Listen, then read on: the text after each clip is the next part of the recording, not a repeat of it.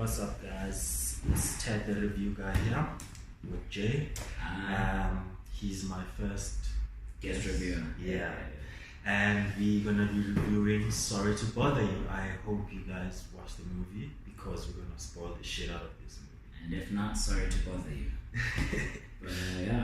But we basically gonna start by talking about the highlights or what we liked about the movie and what questions we might have or what we didn't like. But there's not a lot of things that we didn't like about the movie. So yeah, it was a great movie. So yeah, here we go. Fantastic movie. Shout out to Bruce Riley. Yeah, and Lakeith Stanfield. Stanfield. Yeah. And who else was there? Tessa Thompson.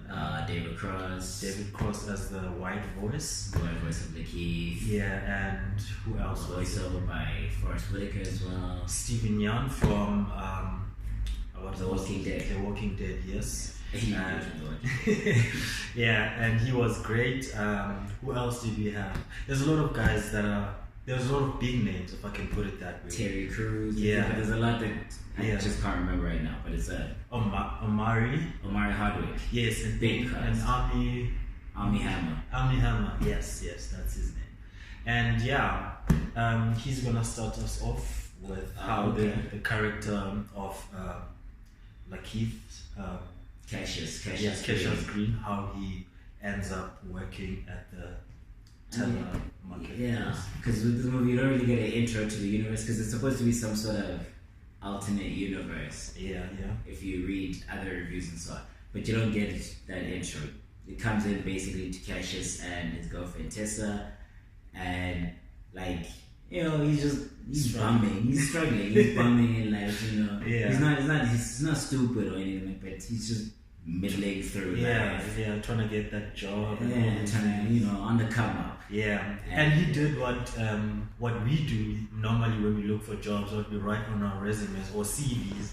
So I would put in my friend's name and his number so that whoever wants to the boss or whatever wants to call, they can call him and all those things, like dumb stuff like now that. Obviously I'll lie through every reference. Yeah, he's the most hardworking. Yeah, so he does that. And he gets caught out. Yeah. Boss catches him out on that. But he takes him in anyway because it's a call center, man. We make cold calls. There's no really high criteria to be hiring people. We don't care whether you got your degree or high school even. Yeah. You can read, you're well spoken, you can get the job. So yeah, that's the nice thing that we don't get in the real world about the whole thing. So we get to Cassius Green's. He's struggling to hold down his calls and all those things. So now the workers that are the character of Danny Glover tells him about. I think not Danny, no. Sorry, Danny, my bad. Yes, Danny Glover tells him about the white voice, so he needs to use the white voice in order to make people stay on call, basically. But what he means by the white voice is when you on the phone don't talk, because obviously we all have an accent and so on and so on, but then use your whiter voice to make people more comfortable, more willing to speak to you and hear you out. Yes. Not exactly specifically saying you must sound like Peter or Andrew Dunn. Yeah, even that on its own raises a very big problem with this movie, or the problem that's highlighted by this movie of racism in a way. But that thing of not trusting that black voice, anything but a white voice. Yeah, basically. So we start off with that, and then he learns this voice, which is played by David Cross. Yeah, he learns this white voice, and he starts making progress in his work. He has a meteoric rise, almost like Wolf of Wall Street type of. Suddenly he's making sales everywhere. Yeah, and they keep promising him the next level, which is power caller. The power caller. He needs to get to a power caller, but also with that, there's a struggle with the workers. The workers are not getting enough. I don't know, enough. No, they're not being paid. Yeah, they're not being paid well.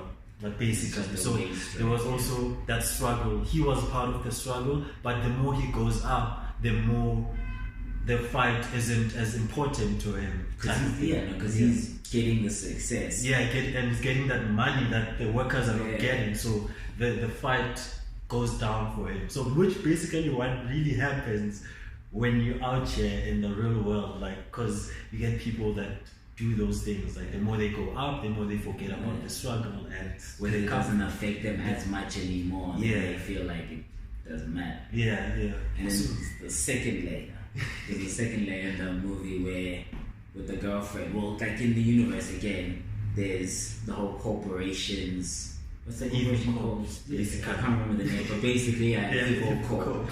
And then there's a whole protest group called Left Eye who are protesting that group. Yeah. And then you find out that Lakeith's girlfriend, Tessa Thompson, she's part of that group. I mean, he doesn't know that. Yeah. And then the company that he's making sales for is the evil corp. Yeah. So then that tension builds in the story. In their relationship also, and because now he's not focusing on the fight, and she's a radical, as they call her, that she's very radical and all those things.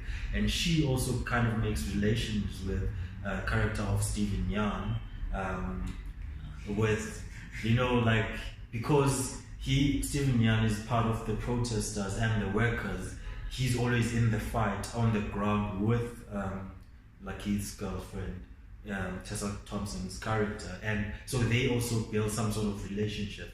And he's also losing friends here because now he's not, part of the fight and all those things. So he's not connecting with his friends anymore.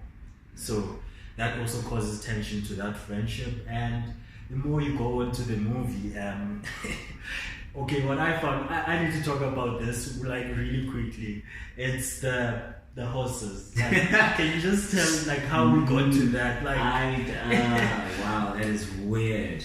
Because we first meet Omari's character with the mustache, cool mustache, by the way. Okay, Omari's character when Cassius or Lakeith finally makes it to Power Corner. Yeah.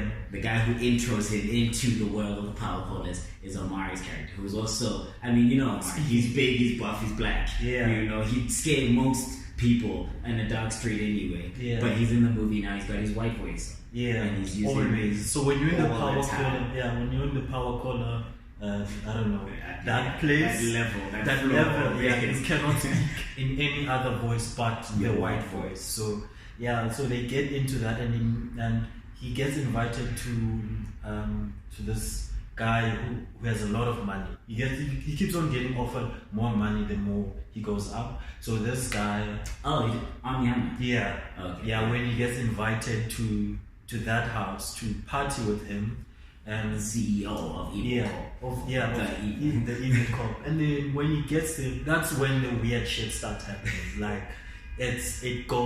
It just goes from 0 to 100 real quick. Because he's a wild guy. And I wasn't even there, but it was a wild.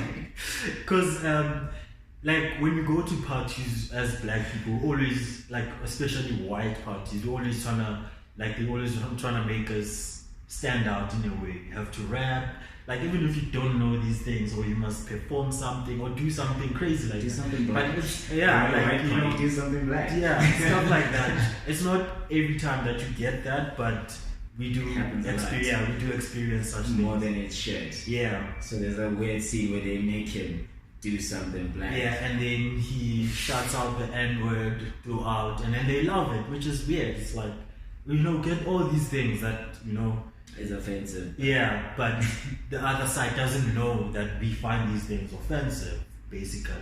So yeah, and then after that, he has the meeting with Armie Hammer's character, and then Armie Hammer offers him a big deal. He wants him to move from this company that's doing the course to come and work for Evil Corp directly. Yeah, to be a voice of something, basically. No, he wants him to be the inside man of struggle, because this comes back to it goes back to this evil core, this weird little thing that they're doing. So they the big thing that Left Eye is protesting Evil Corp for right now is the lifetime contracts, the lifetime work contracts, which are basically similar to slavery, mixed with prison, where basically you don't get paid an income, right? If you sign up with Evil Corp, you don't get paid an income, but you work for them for life, and then they give you a place to stay, they feed you, they do etc. etc. That's it, which is slavery. Prison basically. But their next step to make their workers more efficient was to splice them with horse genes. And make them superhuman. So you get half man, half horse things. Which it sounds weird, and then you see it, and it looks even fucking weirder. So basically, but he did it before they show this. He just wanted to go to the bathroom after seeing the amount, right? Because he didn't know. No. He didn't know. Or was it after the video? Because he was going to show him the video. And then like he in the bathroom. So he couldn't give him the proper presentation of what the judge going to do. He ran off to the bathroom before he get the presentation, and he basically stumbles onto these. He sees someone trying to get help. People. And then when he opens that, trying to help them, he sees that. Like they were in pain or something like that. 6 foot, 7 foot tall. They were large, big ass people, like horse people. I don't know, because like I'm trying to, I don't know how to explain it. Okay, they're not centaurs. They're half human, half horse. It's like but it is half human. Yes, I know, but it's not like a split half where the top half is human, top and the bottom half is horse. Like you're halfway into transforming, like you know, like animals. You know, like animals where you change into something. So it's halfway there. So the face is horse-like, but then they have hooves, but they still stand and walk like human beings. And then their hands are hands. Okay, then they have hooves at the bottom. The hands, and then they have chests like. And for some reason, just gigantic horse dogs that are always just hanging there. Like, it was very weird because every time you saw them, they make sure you see that. And another thing is how you get this thing. You have to sniff some cocaine looking thing. But then before Cassius Green started speaking, when he came to the meeting, he snorted something, but he wasn't sure what it was. Like it wasn't revealed. He assumed it was before. He assumed it was cocaine, and then after he went back, like he was panicking about what he just saw. What's his name, man? From the character, but the character, Mr. Something. I don't know. Mr. Something. He came and confronted him with a gun. So everything now is changing to being all serious. We need to talk about what you just saw now. And then he explained. Cassius didn't want to hear it, but he finally explained because of the gun. And then after that, he made him watch the video of how they changed. And then the secret of how you turn into these things was revealed, that you have to sniff that cocaine-looking thing.